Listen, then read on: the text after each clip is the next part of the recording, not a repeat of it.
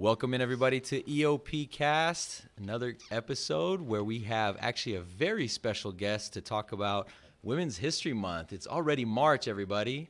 Woo woo. What? Hey. It's all about the ladies.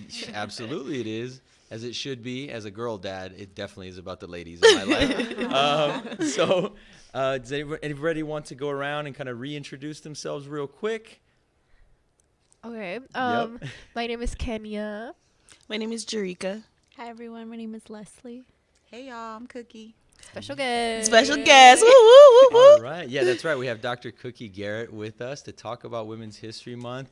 And so Cookie, can you just give us a little bit of intro? Just introduce yourself, your position here at Cal State East Bay, and just a little bit of background, whatever you want to share. Sure. So I am Dr. Cookie Garrett. I have been at East Bay since July of 2021. I started out in C's, actually. I started out as the Sankofa Scholar Specialist, and so I was doing the events and engagement for the Sankofa Scholars. And then when they opened the Black Student Success Center, I was the inaugural Black Student Success Center coordinator. And then once we opened all of the centers, we realized that we should probably make this one coherent department. And so we brought all the centers together as a department, and I am also the inaugural director of DISARC, which is our Diversity and Inclusion, Student Affinity, and Resource Centers. So that's all 5, about to be 6, of our centers here on campus for diversity and inclusion. Yay. Yay. I know that's right. A little bit about me, background. I'm from Atlanta, Georgia originally. Shout out to the A. Peace up, A-Town down. I'm definitely a country girl to my heart. I went to Valdosta State in Valdosta, Georgia, so it's like right at the Georgia-Florida line. I had a phenomenal time. Probably too much fun. Took a long time to get these degrees, but we're here now, so it don't matter. What else happened? I am a devout daughter. I'm an auntie. I'm a sister. I'm all of the things. I have a bomb friend group from college that have become my forever family that I love, love, love. And I have been in California for 6 years. I started my journey in California at Sonoma State University in housing as an area coordinator. And I realized that I was being tapped to do all of the Black things on campus that had absolutely nothing to do with my job. And I was like, well, if you're going to keep taxing me with this responsibility, I might as well do a job where I get paid for it. That's how I ended up coming to the Sankofa Scholars Program, and then you heard the rest of my journey from there. So, yeah, I love, love, love working with students. Students are my favorite part of my job. The adults, they can be hit or miss. But I love the students. I love hanging out with the students. They keep me fun. They keep me young. And I get to be the truest version of myself with students. I feel like at times adults have all of these expectations of how you're supposed to be and who you're supposed to be and how you show up. The students don't care about that. They just want you to show up. And so that's what I do. I show up. Absolutely. That's nice. So can I start off with the first question? Please go. Alrighty. First question, Cookie. Okay, you talked about your life, your background and stuff. So my first question to you, since you moved here 6 years ago from Atlanta, Georgia, is, as a woman, how did moving to a different state without your family impacted you? Actually, I moved here from Tallahassee, Florida. I was in Florida for 6 years. Y'all, I've been all over. I started in Georgia. That's where I was born. I finished my degrees. I finished both of my degrees at Valdosta State. So my bachelor's and my master's both came from Valdosta State. And then I left Valdosta, Georgia, and moved to this little bitty town in Kentucky, Richmond, Kentucky, which is what they call the Hollows. If you don't know, look it up. It's a very interesting experience. Then I left Richmond, Kentucky. I left Richmond, Kentucky, and went to Tallahassee, Florida. Spent 6 years in Tallahassee, Florida, worked at FAMU, my forever HBCU. FAMU, I love you. And then I came here.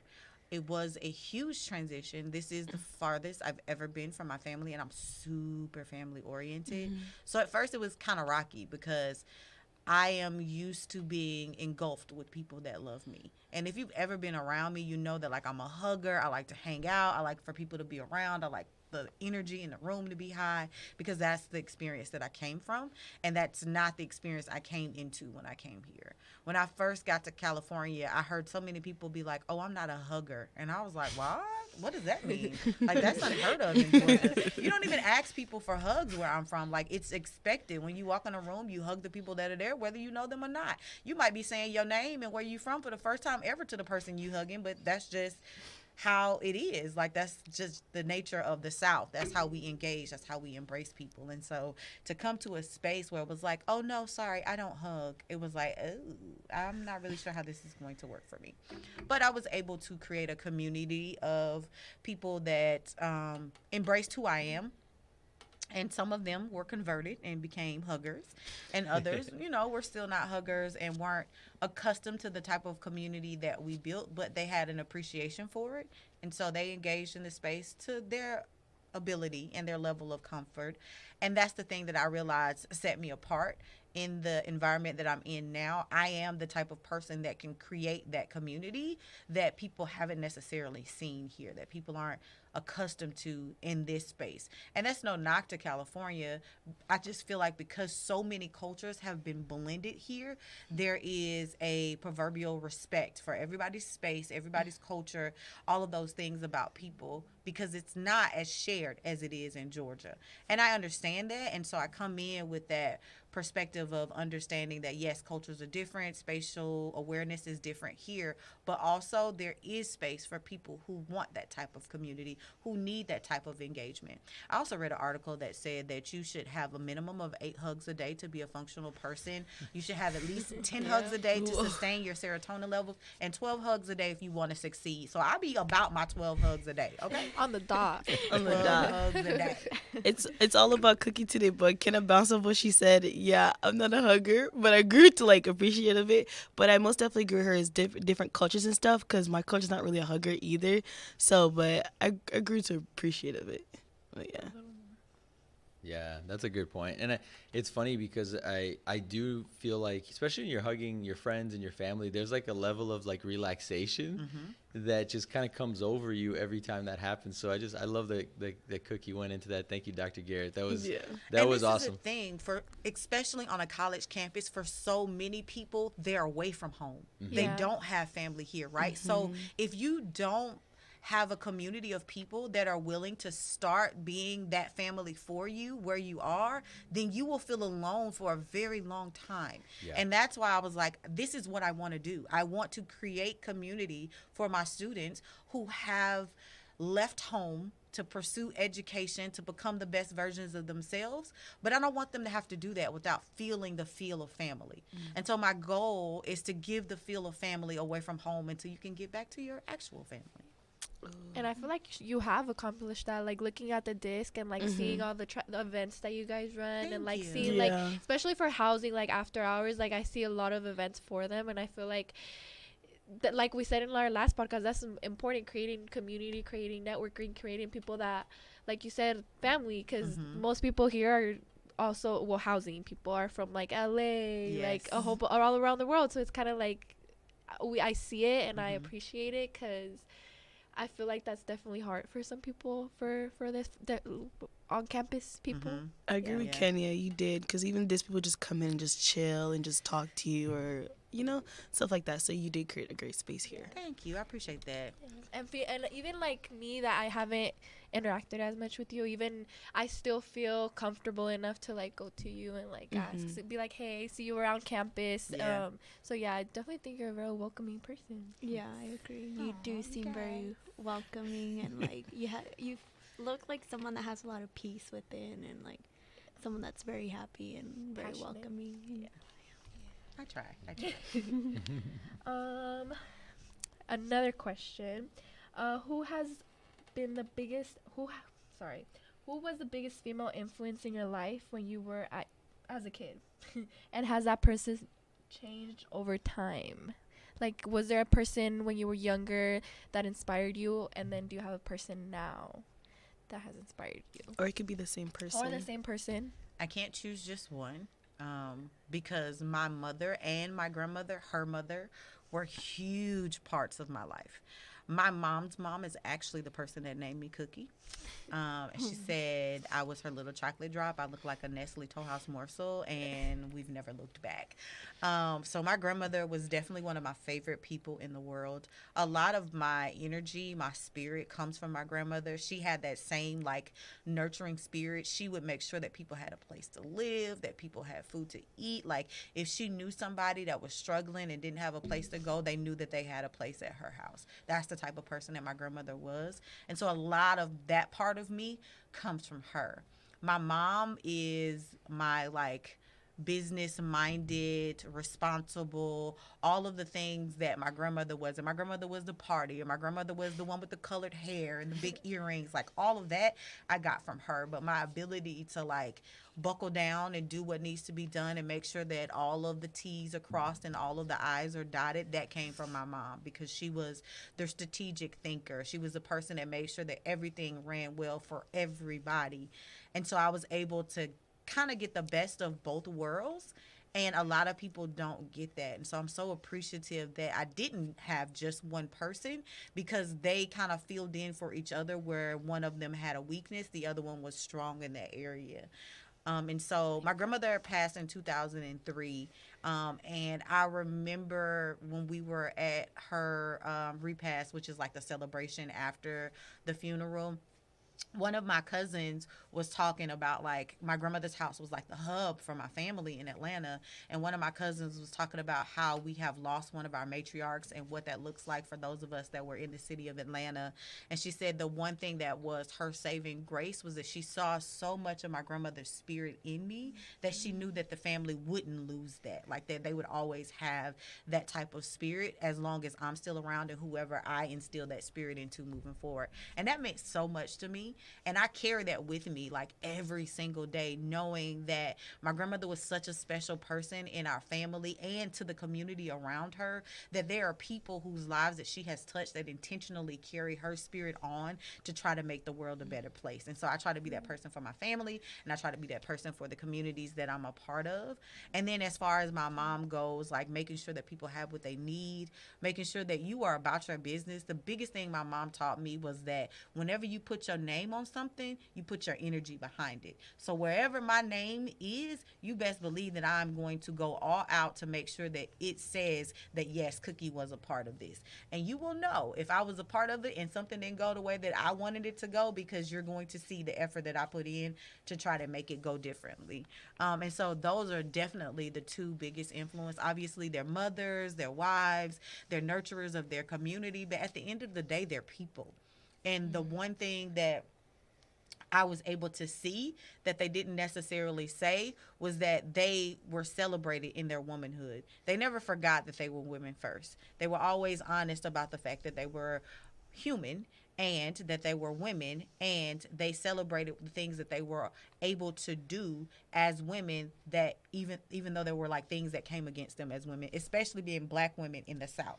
There were a lot of prejudice and biases against them. My mom was the first black female to graduate with an associate's degree in auto mechanics at DeKalb Tech. And they did not want women in there. They definitely didn't want a black woman in there. And they did everything they could to keep her from being a part of that program. And she literally just stayed to spite them, because she left and went and did a whole nother career. But she was like, you don't get to tell me what I can't do, and I'm going to show you that I can. and like, that's the type of spirit that I have in me because of who my mother is. Oh, I love that. Okay. That was great. I have a question. Is there any challenges you have faced as a woman trying to pursue your goals? Like, Where do I start?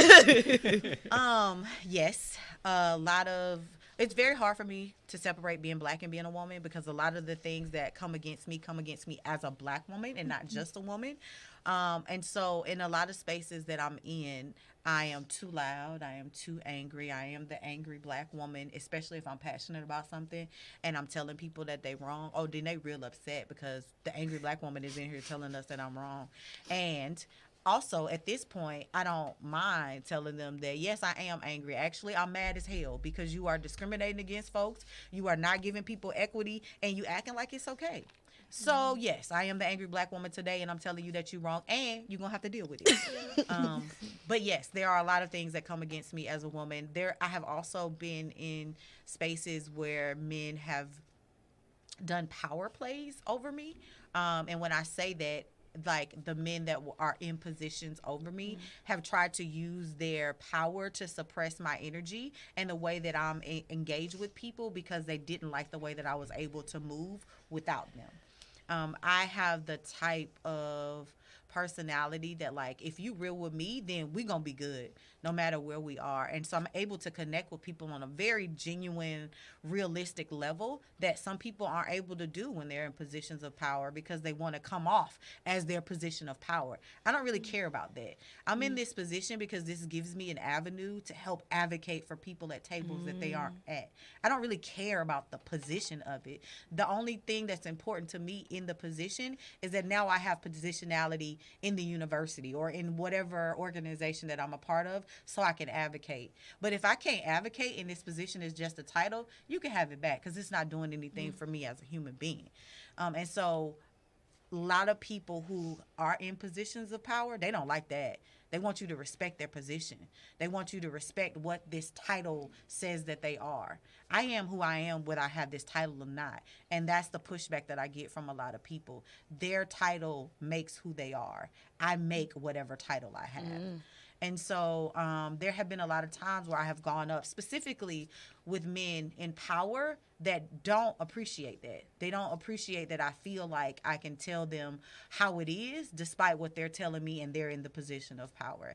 They don't appreciate the fact that my no is my no and I really don't care how you feel about it. And there's nothing that you can do to say about my job or what I will get or what I won't get if I don't do the thing that you want me to do, because when I make a decision to make a no, I make a decision to accept whatever comes with that no. And I have the connection with my family that I always got somewhere to go. If it all go wrong, I always got a bed in my parents' house. And so a lot of people don't have that. A lot of people try to be so independent and so disconnected from their family to show that they have made everything that they need on their own, that they're not willing to go back to their family if something goes wrong, that they're not willing to go. I'm 40 years old. There are a lot of 40-year-olds that are like, I'm not going back to my mama house. I'm not doing this. I'm not doing that. I'll do whatever it takes to make sure that I survive if it all goes wrong, because I'm not going to let somebody hold that power over me to tell me what I can and I can't do. And that ruffles a lot of feathers. A lot of people don't like that. And so, yeah, there's been a lot of things that have come up for me that have been in opposition to me as I continue to try to advance. Even in education, like there are things that are systemically a part of education that are oppressive and that are also racist. And I am one of those people that draw attention to those things when I am in educational programs.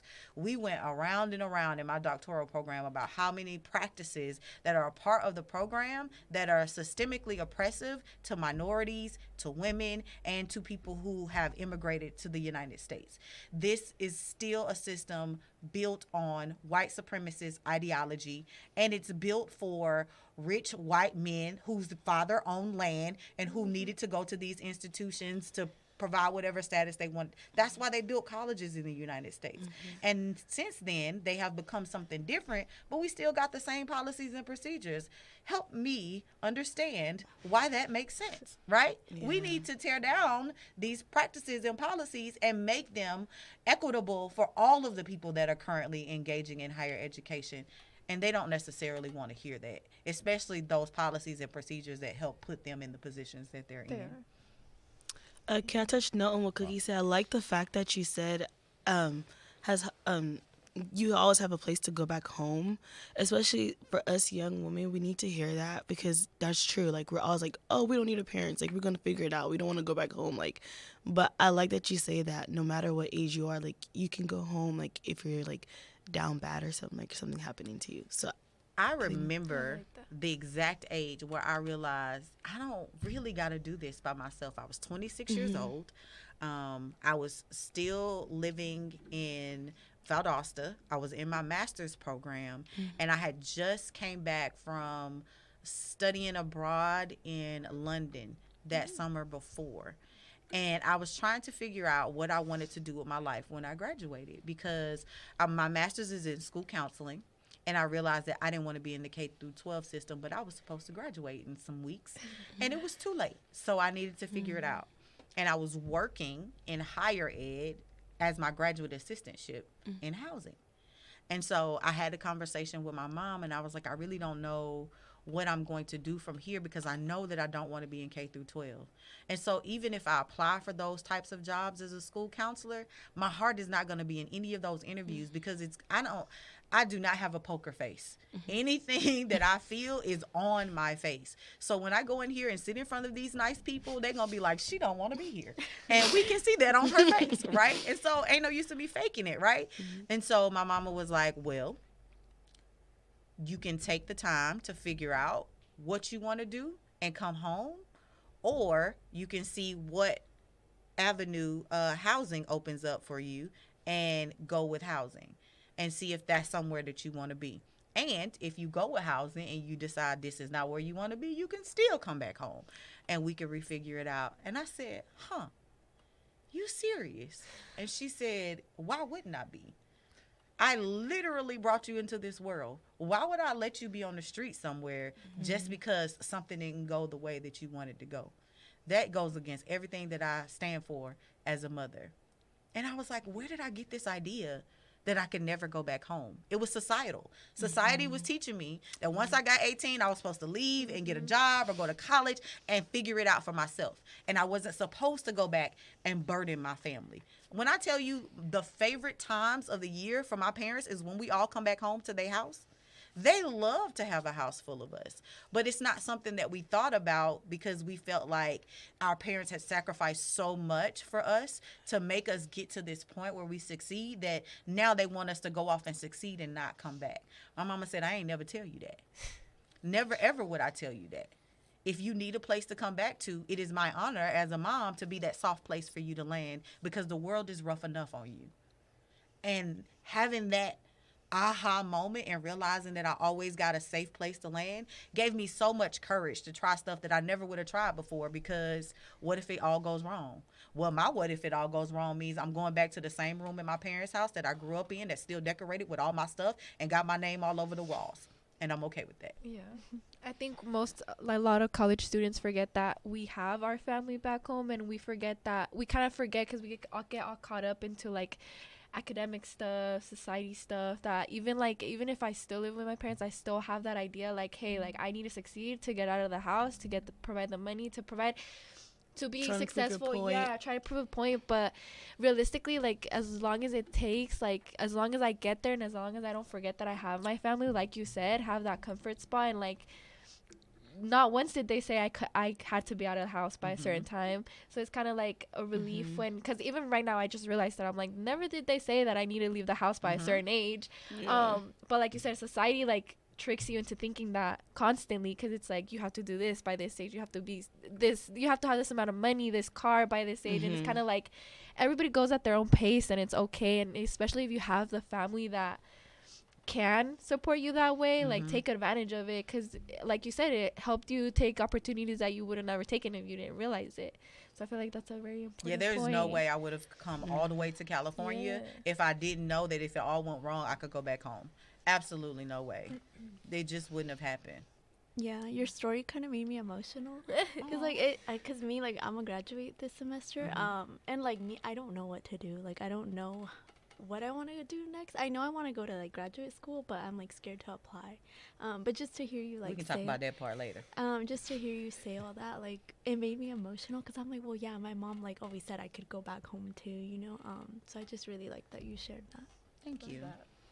Yeah, and I just wanted to say real quick, I mean, I think it's part of American society, really, this thing, because in my culture, you could stay home and go to college. I was not being kicked out of my house because I was 22, 23, and I hadn't finished my bachelor's degree yet. You know, it took me until about 23 and a half, almost 24, until I got my bachelor's degree, and then I still had to go get my master's. And I was still living with family. It wasn't my parents anymore, but I was living with my now in-laws because, you know, I couldn't really afford to at the time kind of just go live on my own. I just didn't have the means for different reasons. But yeah, I think we talked a little bit about culture so much in this. So it's interesting to hear you guys say that, because a lot of our students, although they're multicultural, like all of us in this room, they are also feeding into or believing what's being fed to them about these pressures. Hey, I need to have it figured out. I need to be done. A lot of my students are still saying this to me. I got to be done. Where's my timeline? And I'm like, hey, your timeline is based off of different factors. You know, right now it's 4 years. If it's 4.5, we've got plenty of financial aid left. As long as you're at home or in housing and in a safe place to stay, that's what I care about as your counselor. Yeah.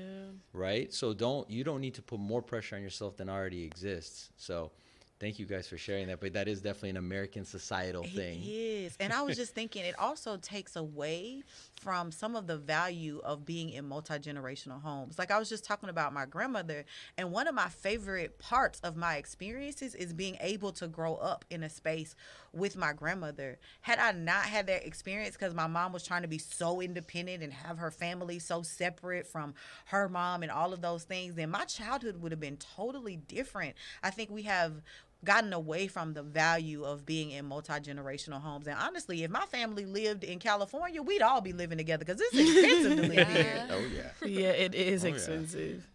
That's how I always tell people, like, don't rush to get an apartment. But my circumstance is different. My family don't live in, my actual immediate family don't live in California anymore, so that's what they did. But I'm like, man, these rent ain't cheap. It's not. Yeah. I know you kind of mentioned it already, but how have you tried to influence other women around you? I'm so glad you asked that. Okay, so one of my favorite things is empowering young women. And let me tell you why. Because when we are young as women, there are so many standards in society that people are trying to hold us to that are absolutely impossible and unrealistic, from the way we look, to the way we talk, to the way we hold our head up, to the way we walk, how our hair is, nails, eyelashes, like all of the things. You want me to have all of these things perfect, never out of place. You want me to smell good, sound good. You want me to be able to submit, even if you are raggedy and are not a good leader, like all of these unrealistic things. Amen. And then you all talk down to us as women as if we are the problem. And we are the people that step in every time something goes wrong. When wars happened, women stepped up and they worked all of the jobs that the men weren't working because they were at war. And then the men came back home and was like, oh, no, you can't do this no more. Why not? I was doing it while you were gone. I'm capable. I might not want to do it, but don't tell me that I can't, because now we have a problem. And actually, some of the jobs were getting done better while the men were at war, because the women were Much more efficient better. at it. You know what I'm saying? So, like, that's the type of thing that I try to break through those barriers that society has given us, and let women know that it is okay for you to be exactly who you are. You are enough, just as you are, no matter what your hair look like, no matter what size you are. I'm a plus size woman. I'm an advocate for plus size women, especially plus size women of color, because women of color are already oppressed already, and then they have the additional level of being plus size, where society automatically tells you that you are not enough because of your body size and your body shape and all of these things. And so I just do my very best to empower women with my words. Even if it's a simple thing on an everyday basis, I try to let every woman know around me know that she is beautiful. I try to make sure that you know that, like, your smile is worthy to be seen by everybody else in this world. Don't let people take away the joy that you have inside of you because they can't appreciate who you are. If you can't appreciate me, that's your problem. That's not my problem, because I'm wonderful just the way that I am. And it actually took me a long time to have that type of confidence in myself, because, like I said, I grew up in the South. I'm a woman. I'm dark skinned. I'm plus size. I was all of these things that people were saying weren't good enough. I was subpar because of all of these different identities that I held. And so for me to be able to overcome that type of ridicule and put down and know that I am enough and that I am the queen that I am, I actually owe most of that to my dad, because my dad never let a day go by without telling me that I was wonderful, that I was beautiful, and that I was what the world didn't deserve, but they gonna get because I'm here. And so I try to give that same energy to other women, because we are frequently in situations where we have to hold the burden or the weight of things and not be appreciated for it, not be honored for the things that we do in spaces. There are so many spaces that I've been in as a woman where I have done the work and then a man has come and taken credit for that work, or they act like the work didn't get done by me at all. That I don't want that to happen to other young women coming behind me. And so I try to empower them to advocate for themselves, to speak up for themselves, to not let people take advantage of them in business relationships, in romantic relationships, in friendships, and in your family. Because honestly, it can happen in any of those spaces, and it has happened to me in all of those spaces because of the way that we're socialized in our society. And so I try to empower women to be advocates for themselves. I also try to role model what it looks like to advocate for myself. And I try to make sure that I am advocating for other people in spaces that I'm in. There has never been a time where I have been with any of my students and somebody has said something toward one of my students that I did not advocate for them if I thought it was wrong, because it is important to me to recognize the wrongdoing in the space that it happens and not wait until we get behind closed doors. Because this embarrassment of this person, this oppression of this person did not happen behind closed doors. It happened in front of everybody. And so you need to know in front of everybody what you have done to this person so that we can correct this mistake. And it doesn't mean that I have to be aggressive or nasty about it, but I am going to be honest about it. And I'm going to let you know that what you just did was very hurtful in whatever way it was hurtful. And I try to empower that person to be able to speak up for themselves and say how they are actually feeling as a result of what has happened to them, because that's usually more powerful in the moment for the person who's doing it. And honestly, majority of the time that I have done that, it hasn't been intentional by the person who is creating the offense. Most of the time, they're actually naive to what they're doing because they've been doing it for so long and nobody's ever called them on it that they don't know that it's a problem. And so I am appreciative of people who allow me to lead them in those type of spaces and who are willing to be vulnerable and step up and say, yes, this is how it made me feel.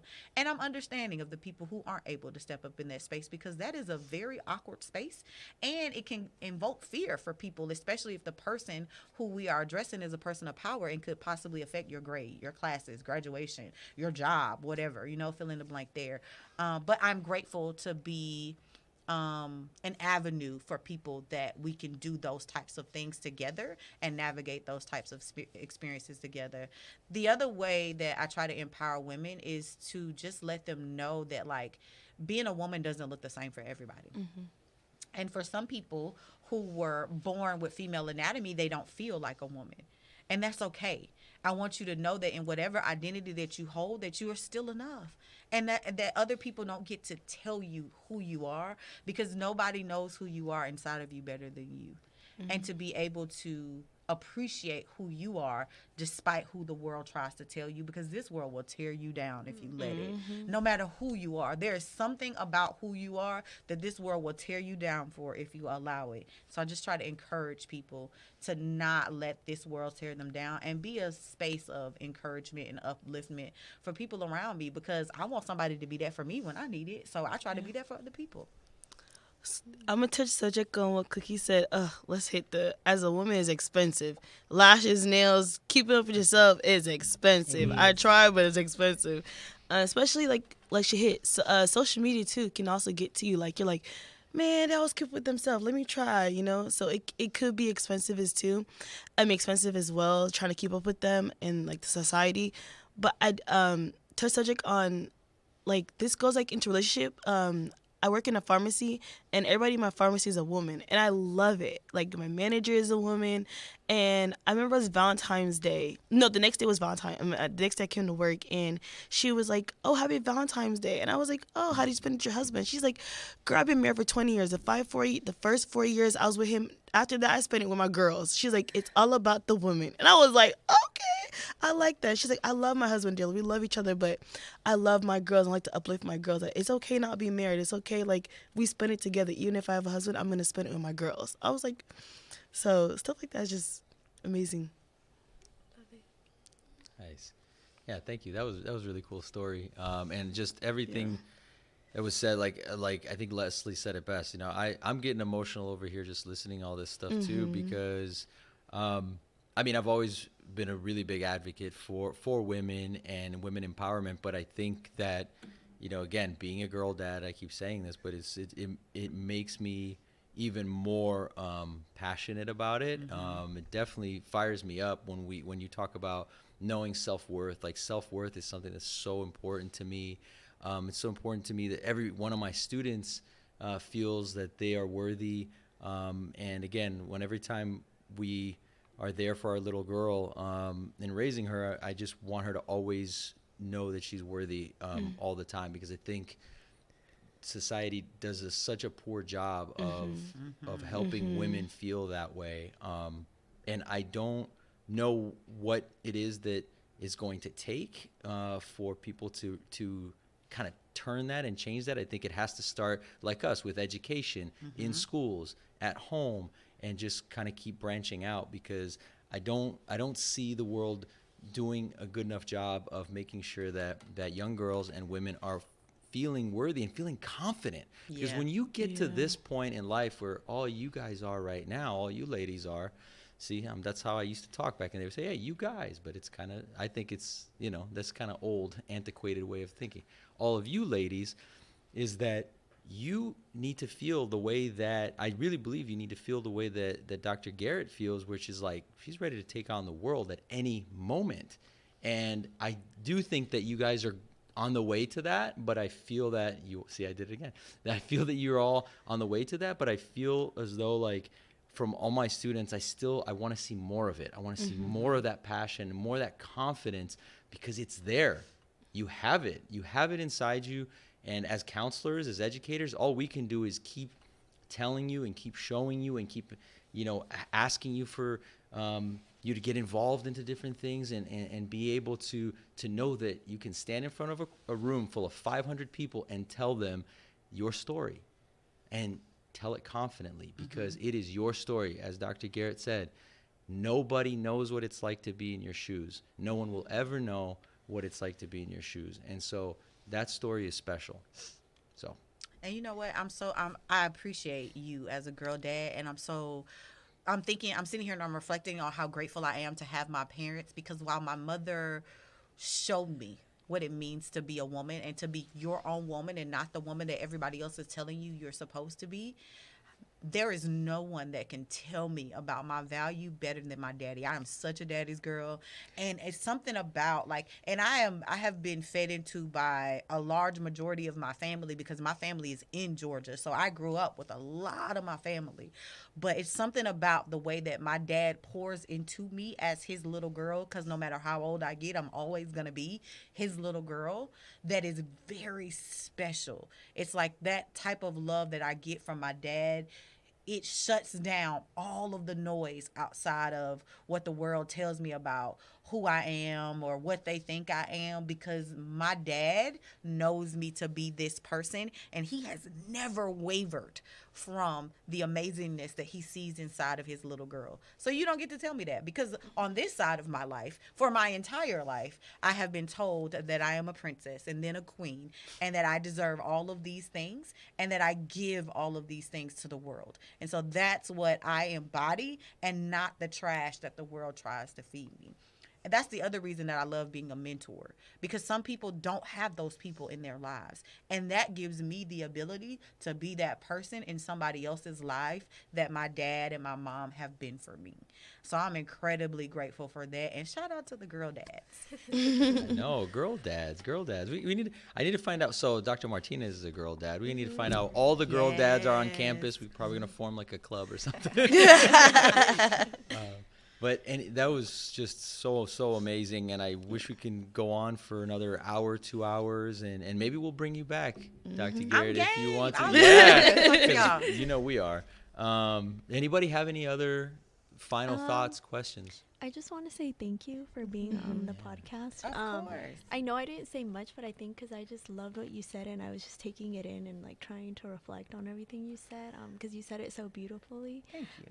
So yeah, I really liked everything you shared, and it means a lot that you came and like shared all your wisdom with us. Thank you so much. I appreciate that. I would say thank you too, because it was real. Like, you told the real truth and told the real thing, and some things we needed to hear, especially for me too. So thank you. I also want to say thank you, and then also thank you for like sharing your wisdom with our listeners, especially because we're trying to grow and we're trying to spread like positivity and like encourage our students and like ask your Self-love. mentors. Like it's good for us to learn these things as women, because it's like we never know what we're gonna encounter in the future, because we're just starting. So it's kind of like empowering to see that.